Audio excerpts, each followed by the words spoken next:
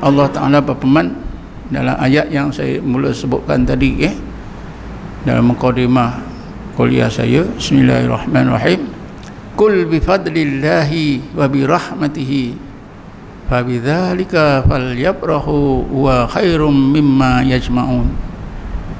Ya Muhammad, engkau ajarkanlah, engkau bagilah kepahaman betul-betul kepada umatmu ya Muhammad, supaya umatmu itu berasa suka dan gembira kerana menerima berbagai kurnia dan rahmat daripada Allah. Kul bifadlillahi wa birahmatihi.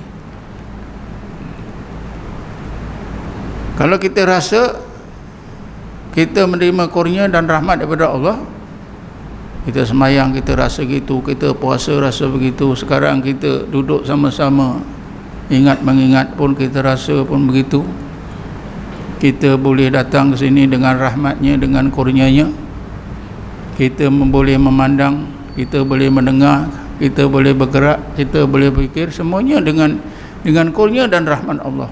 Kalau kita begitu, wa khairum mimma yajma'un, itu adalah lebih baik. Allah Ta'ala beritahu itu adalah lebih baik daripada kalau dibandingkan mimma yajma'un, apa yang kamu kumpulkan, kita merasa semuanya itu kita buat. Nabi mengingatkan kita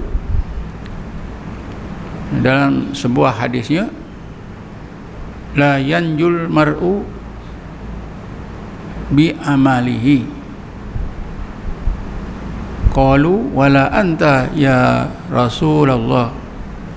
Qala na'am wala ana illa ayyatagammadani Allahu birahmatih. Maksudnya, seseorang di antara kamu tak akan selamat daripada siksa neraka di akhirat nanti disebabkan amal-amal solehnya.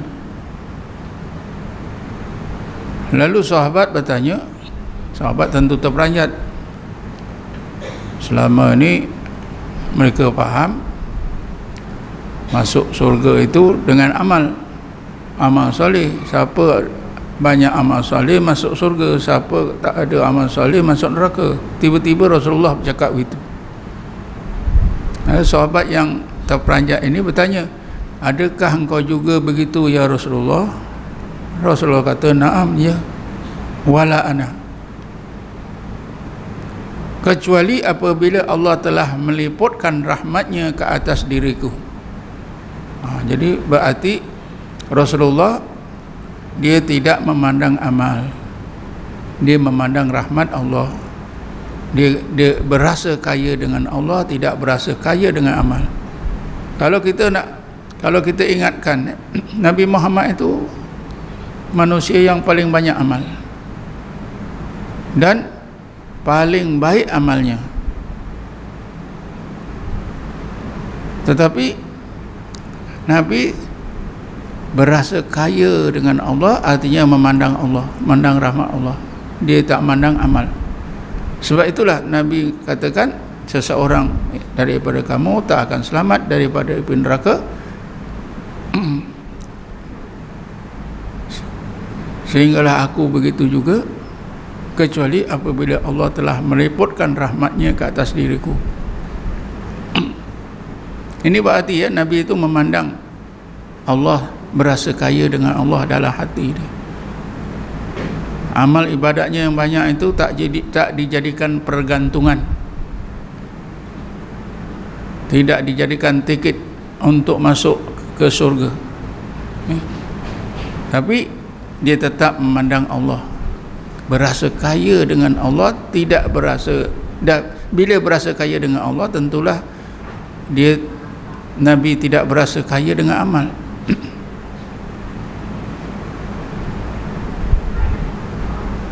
Jadi Nabi sesuailah dengan dengan apa yang Allah sebutkan tadi, kul bifadlillahi wa birahmatihi fabidzalika falyabrahu wa khairum mimma yajma'un. Ada sebuah hadis lagi yang lain yang lebih jelas lagi, Nabi bersabda,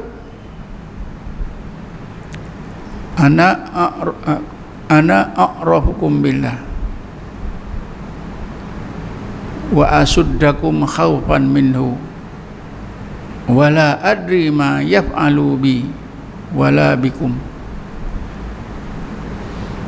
Aku aqrabukum billah, aku adalah orang yang paling kenal kepada Allah di kalangan kamu. Maknanya Nabi Muhammad itu orang yang paling, manusia yang paling kenal Allah di kalangan umatnya, malah di kalangan seluruh makhluk paling kenal Allah ialah Nabi.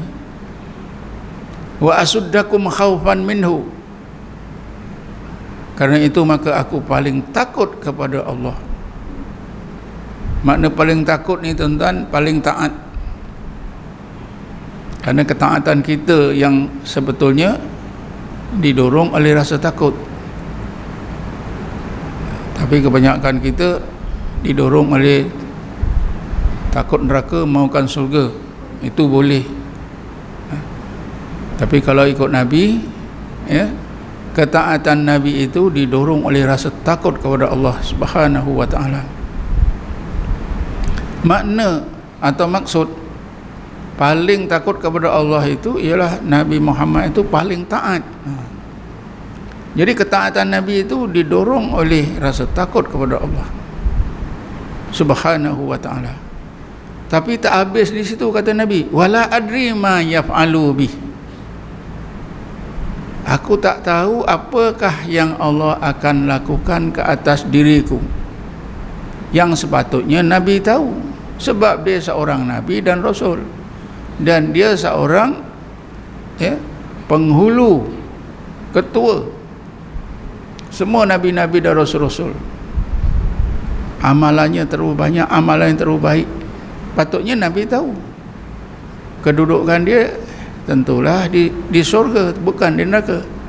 Tapi Nabi kerana memandang Allah, tidak memandang amal, Nabi kata wala adri ma yaf'alu bi wala bikum, aku tak tahu wahai umatku apakah yang Allah akan lakukan ke atas diri aku.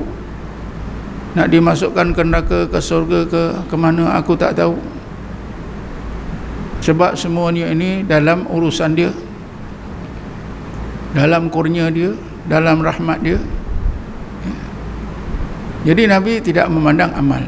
Ini berarti Nabi rasa kaya dengan Allah, bergantung kepada Allah Subhanahu wa ta'ala. Kemudian akhir hadis itu wala bikum, aku juga tak tahu macam mana nasib kamu. Patutnya Nabi tahu,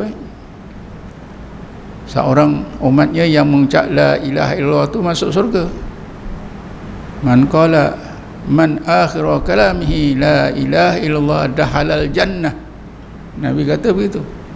Siapa yang akhir kalamnya la ilaha illallah, dia masuk surga. Patut Nabi tahu. Tapi oleh kerana Nabi memandang Allah, tidak memandang umatnya, ketaatan umatnya, maka Nabi kata wala bikum, aku tak tahu macam mana nasib kamu. Nasib aku pun aku tak tahu, nasib kamu pun aku tak tahu. Ini orang yang memandang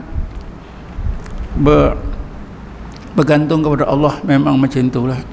Jadi hadis yang kedua ini tadi lebih jelas, ya, bahawa Nabi tidak bergantung kepada amal, memandang Allah Subhanahu wa ta'ala. Pada zahir Nabi taat, kurnia daripada Allah. Pada batin Nabi memandang Allah, pun kurnia daripada Allah Subhanahu wa ta'ala.